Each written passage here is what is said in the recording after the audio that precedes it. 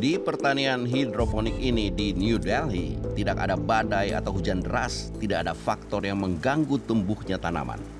Tingkat kelembaban diatur konstan, cahaya diarahkan dengan sempurna, dan penyiraman tanaman sudah dijadwalkan. Tanaman tidak tumbuh di tanah, tapi dalam cairan yang kadar nutrisinya sudah optimal. Dia menjalankan bisnis ini sejak 2 tahun. Setiap bulan produksinya 2 ton sayuran. Dan semuanya dengan metode hidroponik.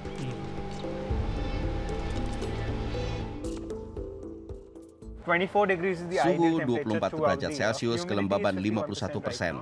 Kami mengawasi semua hama. Dan ini lingkungan yang sempurna untuk tanaman. Biaya energinya memang sangat tinggi, tapi tanaman hanya perlu 10% air dari biasanya. Panennya juga lebih tinggi dibanding pertanian konvensional. Pasar sayuran dan buah hidroponik diperkirakan akan meningkat 13% di India sampai 2028. Dan ini menarik minat investor. Di sini diberikan konsultasi bagi pengusaha yang ingin terjun ke bisnis hidroponik. Right now, I'll not be able to go. Kami sedang mengusahakan teknologi berbasis sensor. Dan yang kedua, kami berusaha memperkenalkan sensor termal untuk mendeteksi hama. Thermal sensor into the farm to detect the pest. Dan kami juga mengusahakan teknologi barcode. Barcode memang sudah dikenal, tapi kami membuat sistem barcode untuk apa yang disebut farm to plate. Barcode for farm to plate.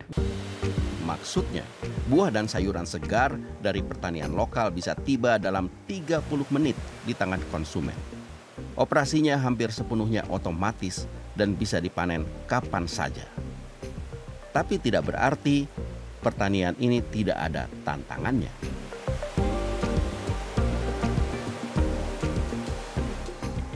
Pertama, India tidak punya data apapun tentang pertanian hidroponik atau mengenai preferensi konsumen, apa yang mereka makan, kapan waktu menanam yang tepat.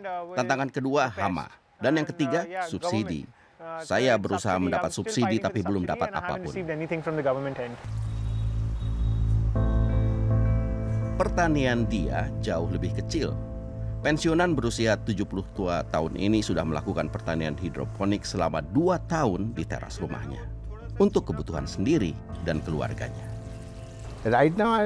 Saya tidak punya sistem besar, hanya satu yang kecil. Dan hanya untuk 1-3 jenis tanaman. Sekarang baru berlalu musim mentimun, saya mendapat 200 mentimun.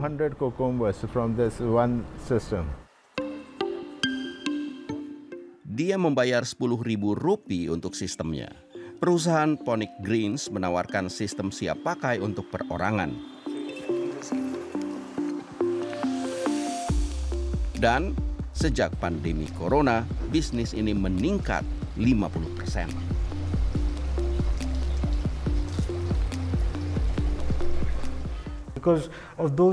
Karena ini memang lebih mudah dan juga lebih murah. Ini lebih murah karena orang tidak perlu pergi berbelanja, bisa memproduksi sayur di halamannya sendiri.